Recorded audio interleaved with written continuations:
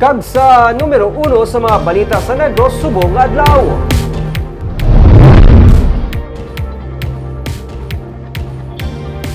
Magluwas na lamang kung may aras ang panibagong guidelines ang tanan ng mga traditional jeepney nga wala naka-consolidate ang makabiyahe tubtob na lamang Abril 30. Patag sa pamuno sa LTFRB sa Western Visayas ang pag-consolidate kabahin sa mga requirements sa gudto nga makatigayon kuha sang franchise ang naggabiyahe nga salakyan kasubong man para sa renewal sa registration sini.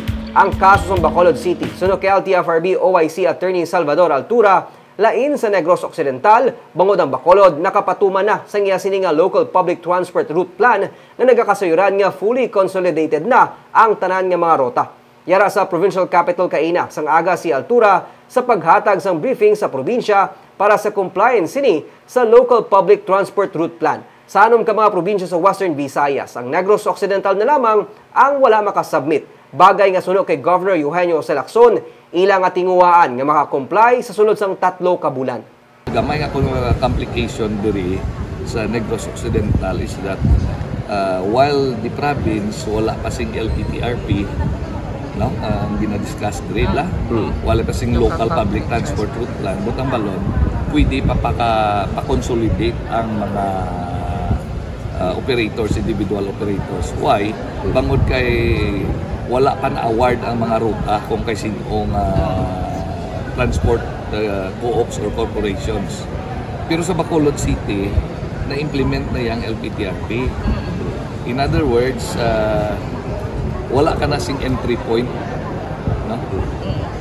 So unless consolidation in Bacolod City is allowed specially by the board, wala naman sing consolidation sa Bacolod City.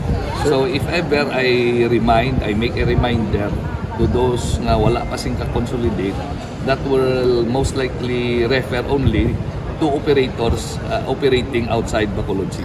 That out of the 6 provinces, only Negros Occidental has not submitted.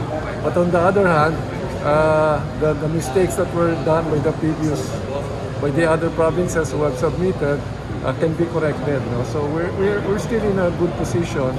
Although I've asked our planning office to somehow medyo rush this, no, because there are many of the public utility vehicles that are, we can say, old already, no, needs to be replaced.